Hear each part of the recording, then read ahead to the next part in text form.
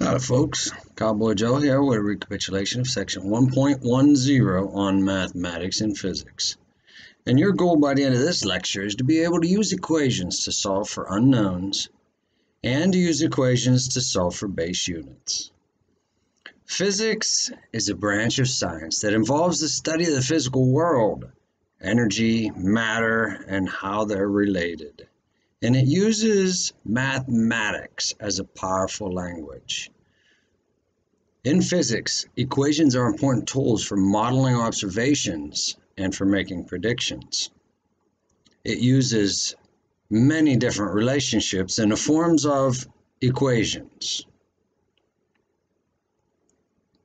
So let's get to your first objective, to be able to use an equation to solve for unknowns.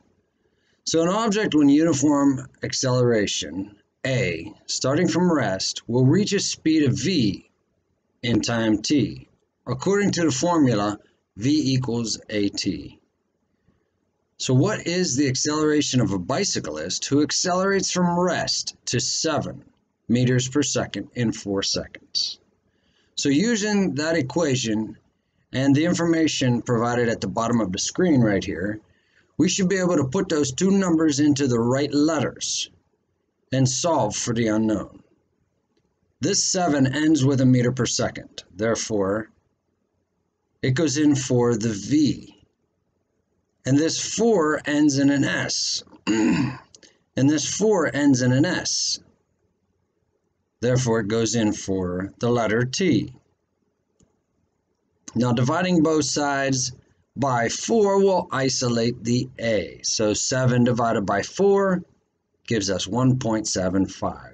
The units, a meter per second divided by a second, or a meter per second times 1 over a second, is a meter per second squared. Now the units, also found at the bottom of the chapter 1 block on your bookmark,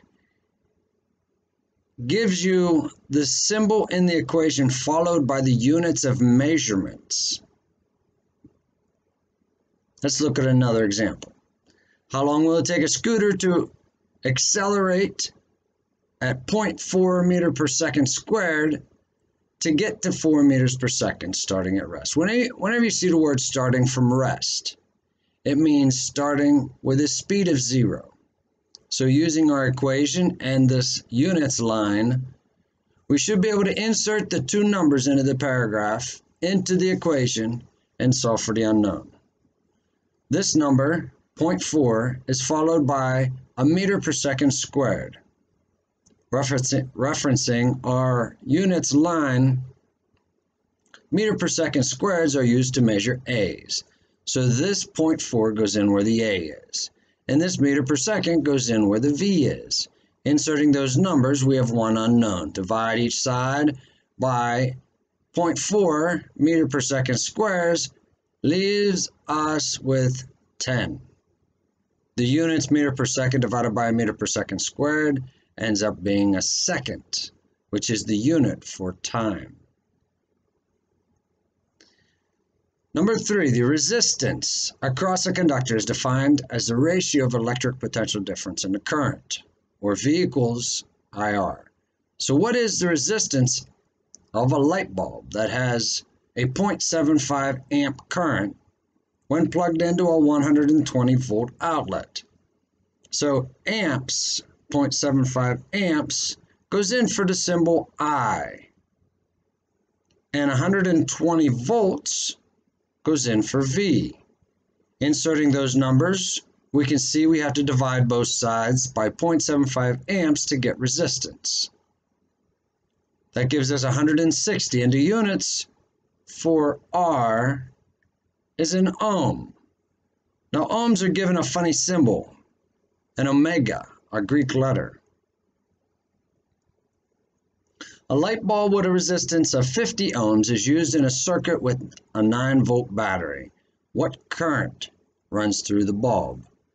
So again, we have this 50 symbol ohms is R, resistance. The 9 volts the 9 is followed by a V, goes in for volts. Dividing both sides by 50 ohms, we end up with 0.18, and the unit for I would be amps. Question number 5, a new equation, pressure equals force divided by area. A 53 kilogram woman exerts a force of 520 newtons. If the pressure exerted on the floor is 32,500 newton per meter squared, what is the area of the soles of her shoes? Well, using the units line, we can see P is measured in N/m squared. P is for pressure. So this 32,000 number goes in for your pressure. What is the area of the soles of her shoes is A, so now we need an F. And F is measured in newtons, and F stands for force measured in newtons. So we need 520 newtons to go in for the F. And now this is a proportion, or it can be written as a proportion. Put this 32,500 over 1 and cross multiply. 520 times 1 equals 32,500A. And divide each side by 32,500. We end up with 520 divided by 32,500, which gives us 0.016. And the units would be for A, which is a meter squared. And that's your first objective, to be able to use an equation to solve for an unknown. Your second objective is use an equation to solve for base units. The only difference with the second objective is we're going to be putting the units into the equation. For example, the potential energy of a body of mass raised to a height is expressed mathematically as PE for potential energy equals mgh. If m is measured in kilograms, g in this, h in that, and PE in this, then what is a joule described in base units? So again, using the units line, we're not inserting numbers, we're inserting what's inside parentheses, the units, into each of these. So PE is a J, M is a kilogram, G, gravity, is measured in meters per second squared, and H is measured in M. The question is, what is 1 joule? Well, a joule is a kilogram meter squared, put the 2 meters together, per second squared. Just like in algebra, you don't have x times x written as x times x. You have it written as x squared. So simplify it so that no base is in duplication. One more example. The power P used to do something is expressed mathematically as P equals Fd over T, where Fd is the work done on an object and the T is the time it took to complete the work. If F is measured in kilogram meter per second squared, D in meters, T in S, and P in watts, then what is 1 watt? What watt? Described in base units. So again, using the units line, we can see that P is a W, F is a kilogram meter per second squared, D is measured in meters, and per is a slash seconds.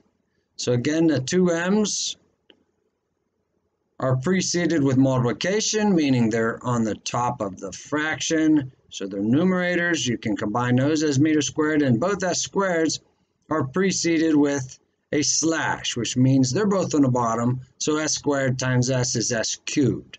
So a watt is a kilogram meter squared per second cubed. And that's it for our first section. Substitute numbers in to solve for unknowns, substitute units to solve for base units. Cowboy Joe out.